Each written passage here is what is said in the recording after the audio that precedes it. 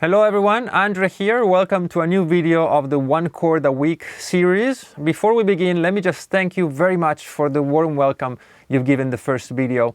And I hope that you will keep finding them interesting and useful as we move forward. So without further ado, let's begin.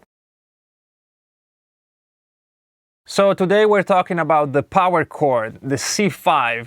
And it's such a simple chord, just two notes, and yet it's the pillar of pretty much all guitar-oriented music, from rock to blues to heavy metal and all kinds of music. And I also think that a lot of you might think that they know pretty much everything there is to know about this chord because it's so simple. But stick around because you might find some useful tips in the remaining of the video. So let's begin with how the chord is built. As far as formulas go, it doesn't get any simpler than the power chord, right? It's only two notes. It's the root, which is C, because I always present these videos in the key of C to make it easier to compare them.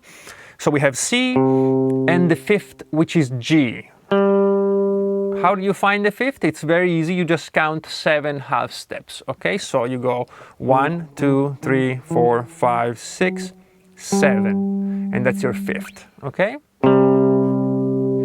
And this is it. There's not much else. You may have noticed that because it only has 2 notes, it's missing a very important and crucial part of the usual harmonic information that comes with chords, and that is the third. So this chord doesn't have a third, which means you can tell if it's a major or minor chord. But more on that when we talk about the sound of the chord.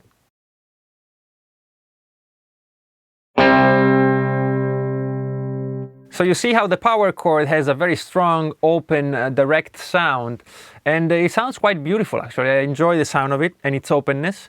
But as we said a few moments ago, it has a very peculiar aspect to it, which is that it has no third. Now, because it has no third, it could technically be either major or minor, because the note that determines if a chord is major or minor is the third, and it's missing here. So if you play only one chord, you could play pretty much anything on top of it, and you could also substitute this chord for pretty much any other chord that has a root and a fifth. Okay, so that's one of the big things about fifth or power chords, is that they're so easy to place pretty much anywhere. The other consequence of not having a third is how well power chords handle distortion.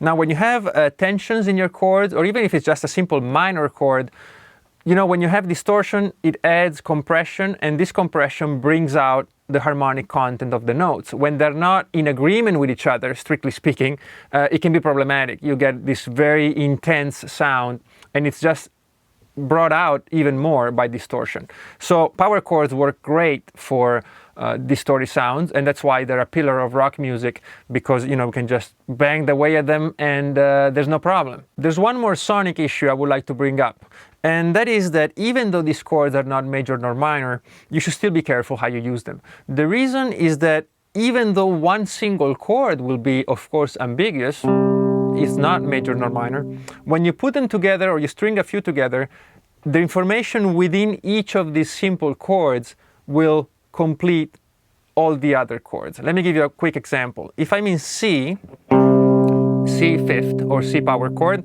I'm using C and G, right? So there's no E here to tell me if the chord is major or minor. But what if my progression is C5 or power chord C to the E power chord? Right? Technically speaking, neither the C nor the E are major or minor, but the note that I was missing here in the C was an E for major or E flat for minor, and now that I'm playing the E power chord, that information is filled in by this chord. So my ear will listen to these two chords as one statement, and that statement will complete the sound in my ear, the sound of the first chord. So this will start sounding like a C major chord because the E is here in the next chord. The same way that this chord here is E5, which has an E and a B, and there's no G or G sharp to tell me if it's minor or major. But I just played a G as the fifth of the first chord. And so my ear will assume this fifth chord is actually minor, because I'm kind of making a sum total of the sound of these two chords. Alright, so that's something to keep in mind. By all means use them, but be careful because it's not just a free-for-all and you just pop them in anywhere and not think about it. Alright, so that's something very important that is often overlooked. Alright, let's begin with a classic power chord, which is this. On the 6th string we do 8, which is the root, C, then we do 10 and 10 on the 5th and 4th, so we play C, G and C again, we double the C.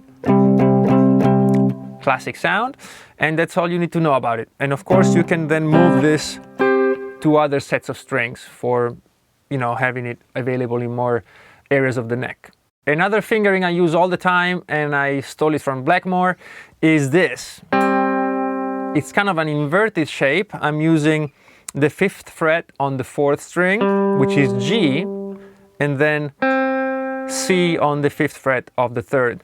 Now you see they're upside down, so the root is actually the higher note and the bass is the 5th. Now you might be concerned, what if it sounds like a G? It will not, it will still sound like a C. Okay, there's no way your ear will think that this is this. Right? It will still think that it's a C. Alright, so this is very useful. Of course you've heard it. Right? And in a bunch of other songs by Blackmore and other people, of course. But, you know, Man on the Silver Mountain, there's so many. It's a very good sounding chord, and it's tiny, and it's very compact, so you can really use it even in busy arrangements. You can still use it and give push to the arrangement and the song. So definitely, if you don't know this chord, check it out. And the last one I want to show you gives you the option of using a 5th chord in a bit more of an open sound, because they tend to be always played very percussively or very tight. But this way, you can actually play it like a good, cool, bright chord. Now, if it's too much to open the fingers like this, you don't actually need these 3 here. So you can just play 5, 5, and then 8, 8. On the top 4 strings. Okay, I just sometimes enjoy having the root in the bass. All right, so these are my 3, not maybe my favorite, but 3 positions that I think you should really learn and use.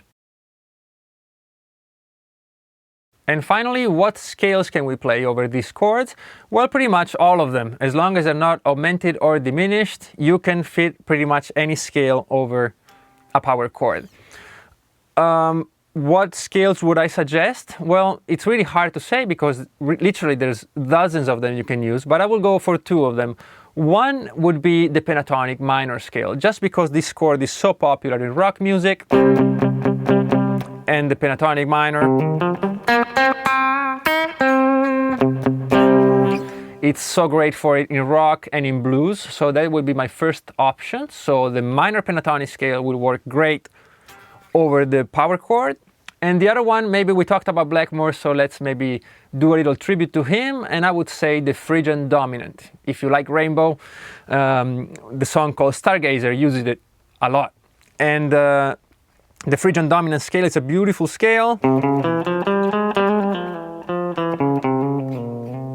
and it works great over. Okay, so I leave you with these 2, but feel free, you can pretty much use anything. And there you go, the power chord. I hope you enjoyed the video, and maybe you even picked up a thing or 2 that you didn't know. And I will see you very soon with a new video. And in the meantime, play your guitar, practice, rehearse, and make music. See you soon. Bye-bye.